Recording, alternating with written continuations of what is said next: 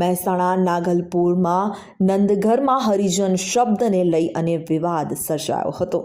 અનુસૂચિત જાતિ એકતા મંચ દ્વારા વિરોધ કરવામાં આવ્યો હતો. બંધારણના નિયમ વિરુદ્ધનું લખાણ લખતા લાગણી દુભાઈ હોવાની ફરિયાદ કરાઈ છે.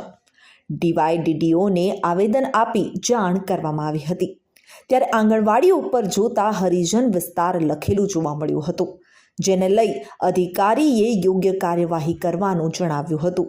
વૈભવ ચાવડા, પંકજ પરમાર, પ્રદીપ પરમાર, સમીર પરમાર, વિશાલ ભાટિયા દ્વારા વિરોધ કરવામાં આવ્યો હતો. આ બાબતે આંગણવાડી ઇન્ચાર્જની વાત કરવામાં આવી અને રજૂઆત સુપરવાઇઝર અંજના પટેલને કરવામાં આવી હતી.